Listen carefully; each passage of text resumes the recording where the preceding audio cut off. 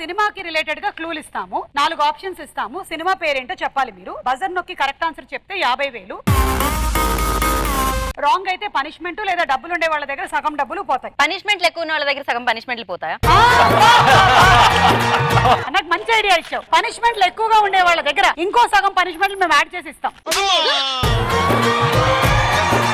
Correct answer ఇస్తే petrol ధరలు తగ్గుతాయి. పోనీ పెట్రోల్ ధర ఏమో కానీ వాటర్ ధర తగ్గుతుందా చూడాలి. Okay, so first question option. ఈ పోస్టర్ ఆధారంగా సినిమా పేరు చెప్పండి. ఆప్షన్ ఏ క్షణం, బి గూఢచారి, సి ఎవరు అండ్ డి దొంగాటం. ఓ గీత చెప్పు. క్షణం. క్షణం లాక్ చేశాను. ఎలా చెప్పావు? క్షణం చెప్పు. అందులో ఒక పాప కిడ్నాప్. సో ఎవరు కిడ్నాప్ చేశారు? మా మమ్మీయా? వెనకాల సుమా ఉన్నట్టుంది కదా పాప వెనకాల. ఆ రోజు నా ప్రోగ్రామ్ కి రాలేదు కానీ లేకపోతే నేనే ఉండాలి ఆ పాప వెనకాల. సినిమా పేరేంటో చూద్దాం.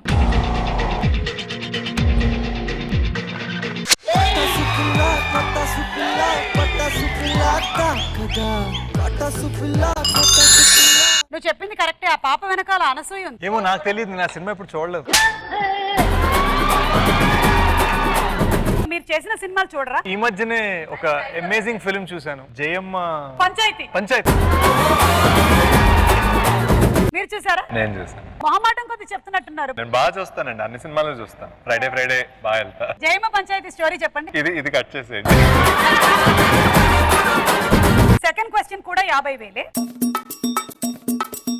ఈ పోస్టర్ ఆధారంగా సినిమా పేరు చెప్పండి. A RRR, B Baahubali, C Baahubali 2, D Sye Raa Narasimha Reddy. శేష్ చెప్పండి. Baahubali part 1. Option B lock చేయండి. ఎలా చెప్పండి? స్టోరీ చెప్పండి. ప్రభాస్ గారిది, తమన్నా గారిది ఆ సాంగ్ ఉంటుంది కదా. అది మీరా? నేనే. నన్ను తోసేయడానికి వెనకాల శ్రీచరణ్ ఉన్నాడు. అసలు నేను ఊహించుకుంటున్నాక మీ ఇద్దరు ఆ పాట మీద డాన్స్ చేస్తే ఎలా ఉంటుంది? వద్దు, ఊహించుకోకుండా. ఓకే, రైటా కదా చూద్దాం.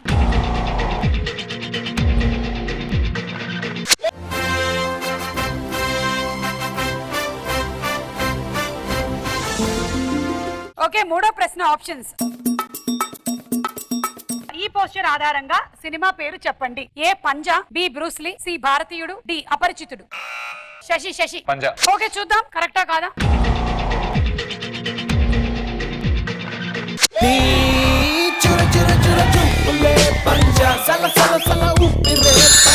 సో అలా ఈ రౌండ్ పూర్తయిపోయిందండి. లీడ్ లో ఉన్నటువంటి పార్టిసిపెంట్ మిస్టర్ శేష్.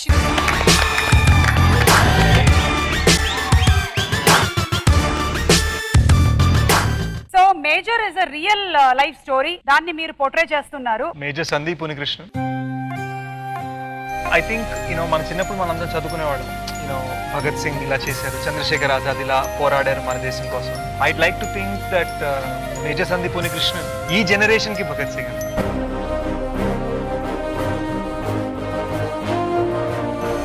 చాలా గొప్ప లైఫ్ లీడ్ చేశారు. కేరళలో పుట్టారు, బెంగళూరులో పెరిగారు, హైదరాబాద్ కంటోన్మెంట్ లో సర్వ్ చేశారు, కార్గిల్ లో ఫైట్ చేశారు, హర్యానాలో ఆఫీసర్ గా ఉన్నప్పుడు 7 బిహార్ రెజిమెంట్ 26/11 జరిగింది.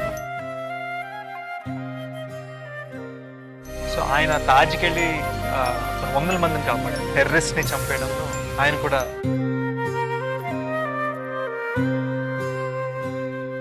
మా హోల్ గోల్ ఏంటంటే this film is not about how he died but about how he live.